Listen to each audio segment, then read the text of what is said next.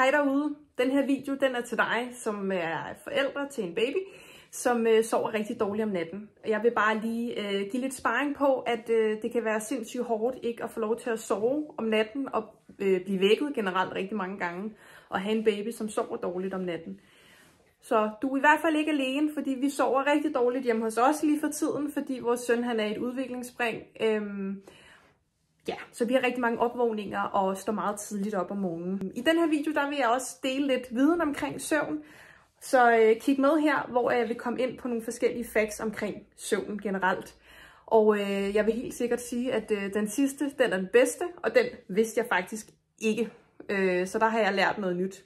Så kig med her.